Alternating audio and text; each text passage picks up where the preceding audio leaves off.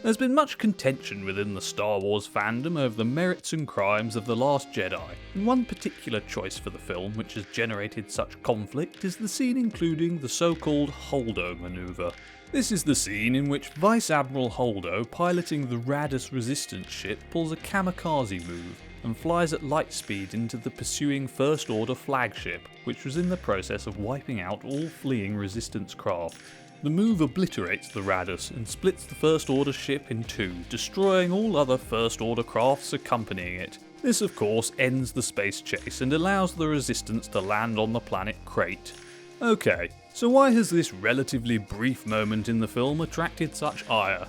Well, it's been repeatedly criticised for having been a careless error undermining the canonically established rules of engagement for space battle within this series of films.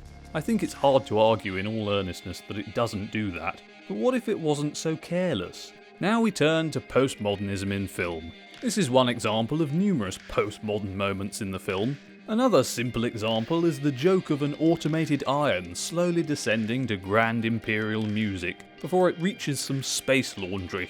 Postmodern art is often meant to mock, undermine or subvert traditional or sincere art.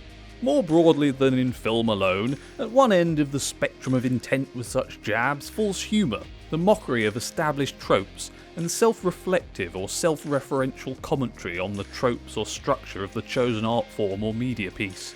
At the other end of this spectrum falls attempts to deconstruct the notion of such forms and point out the supposed truth that admiration for such forms is arbitrary, as there is no objective standard by which we can claim superiority of one form over another.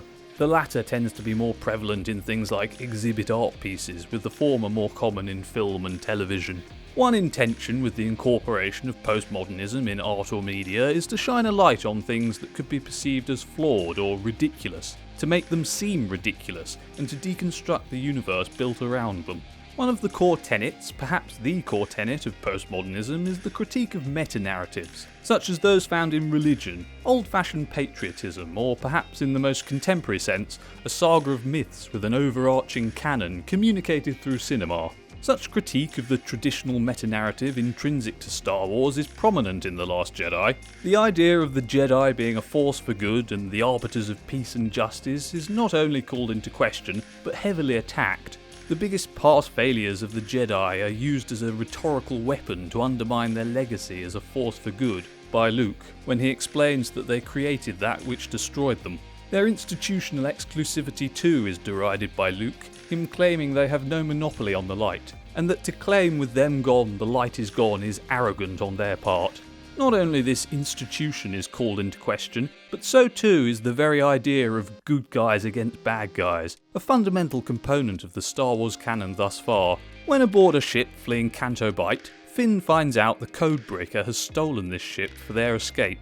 The Codebreaker points out that the owner he stole the ship from is an arms dealer who made his money selling weapons to the First Order and the Resistance, i.e. the good guys and the bad guys. This reveals both sides as two parts of a greater war machine, arguably puppets of the weapons manufacturers to a certain degree. It makes the conflict between both sides, which has always been presented as good versus evil, seem pointless, nihilistic perhaps. It blurs the lines between the perceptions of good and evil, in conjunction with the other critiques already mentioned.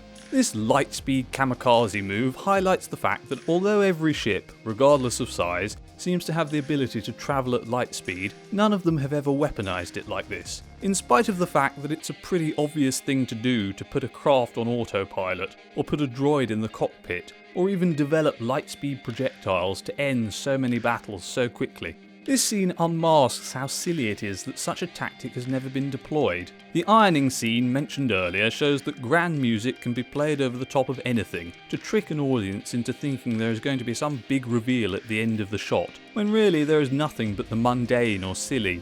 This shot could serve as a metaphor for the whole film because of this. Rey was looking for the legendary Luke Skywalker, and what she found was a bitter, jaded failure. Luke shows up to have an epic final battle with Kylo Ren, but turns out to be a mere illusion, and there are of course numerous other examples like this in the film too. Returning to the Holdo Manoeuvre, the reason not using such a tactic in previous films was never a problem before is that an audience can simply assume there must be some explanation in-universe as to why it has never been done. Realistically, an audience may well be aware of logical spectres such as this, but there exists a kind of implied good faith contract between the audience and the filmmakers, where both simply leave this territory untouched because it doesn't really need explaining. It could be any number of things, but it's not an issue because one just assumes the characters never do it because of some unspoken reason they know about but the audience doesn't.